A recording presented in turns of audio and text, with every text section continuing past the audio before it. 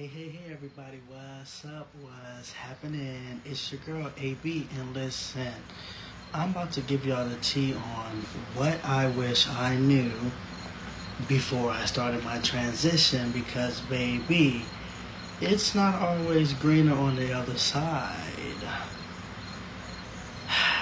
But let's get into it, baby, because is it going to stop me? No. Is it going to make me want to do it more and push harder? Yes. So listen, let's get right into it because what?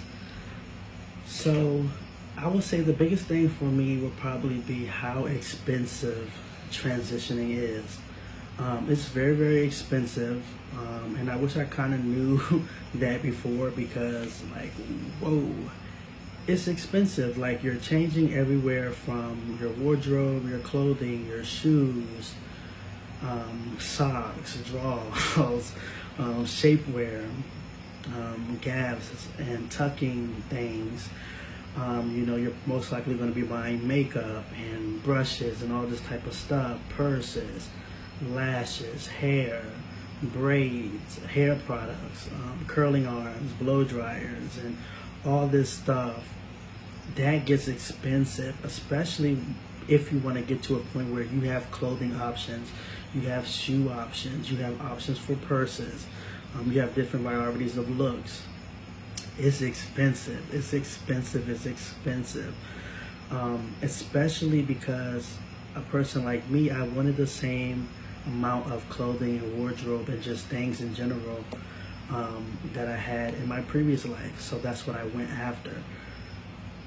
And then I feel like a lot of people, when they first start their transition, they go crazy with like appearance things as far as like clothing and hair and sunglasses and accessories, jewelry, rings, and all that type of stuff, bags and stuff like that. I just feel like we kind of go crazy. So that is another reasoning and part where it will become so expensive because we kind of, for some of us, I remember like in my first, especially when I started like transitioning socially, it was more so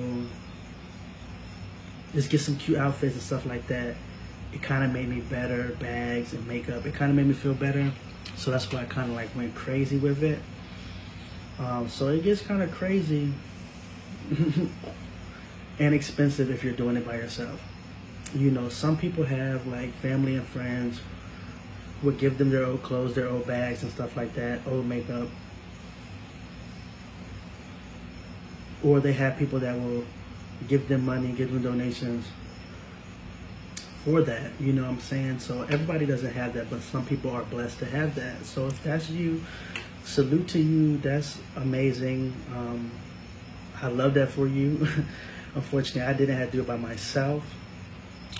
So yeah, it gets expensive when you're changing everything as far as like wardrobe, lashes and stuff like that. Next, if facial hair and body hair is an issue for you, laser hair removal is expensive. Even the devices you can get at home are expensive. Electrolysis sessions are expensive. And it's also a long process. It doesn't happen in one session overnight. You have to continue going for those sessions. That gets very, very expensive, and you may have to do it for years. You may have to do it for your lifelong journey. So it takes a long time. Even when if you don't know about the laser or electrolysis, and you're just beginning, starting like the hair removal creams like Near, or waxing, shaving, electric shavers, all that type of stuff, it gets expensive. It adds up. You have to go back every 2 weeks. You have to go back every month. It adds up. It's a recurring bill you have to pay. So it's expensive. So I kind of wish I just knew about this, as I started my transition. But also, I feel like you have to constantly learn and constantly better yourself. So it's like, you may don't get it at the beginning. You may get it in a couple months, or you may get it down the line, and that's okay too. Because I feel like the body hair and facial hair didn't really bother me at first, but now it bothers me more. So it's like, it's just a learning experience. It takes time, and you know, you just have to kind of go through it, if that makes sense. When it comes to, you know, surgery, a lot of the girls and boys want surgery to, you know, match the identity that they prefer, or who they want to be, or who they, you know, were born to be. So researching different doctors, seeing their reviews, seeing their work, seeing how they did procedures on other people, talking to people who may went to that doctor. You know, big thing for me is if they have a huge social media following and they have a lot of content they post out there, I feel better going with those type of doctors, because I feel as though like they're showing it. You have references to refer to. You can see it. You can get ideas. So I do love that when they have a social media presence and they have good reviews, have good, a lot of board certifications. That's a huge plus for me.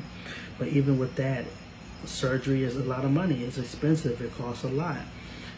You know, whether you're paying out of pocket, whether you have to go the GoFundMe route, loans, there's grants. You know, some people have family and friends who will help them with surgery.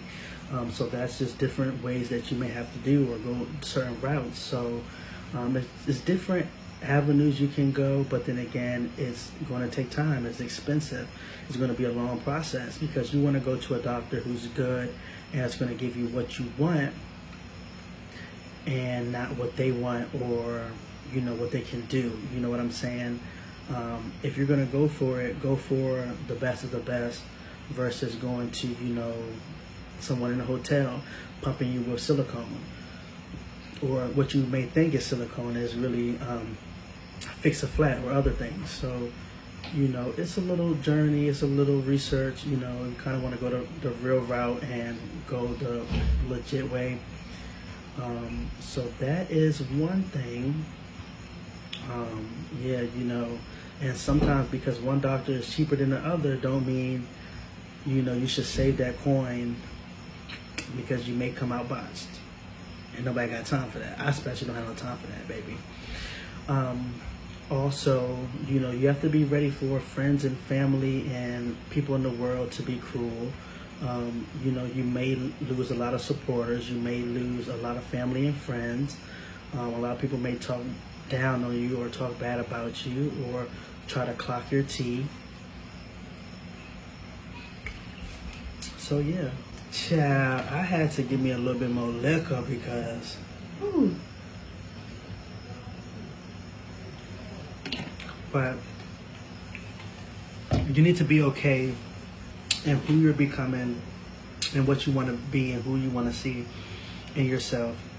You got to be okay with that.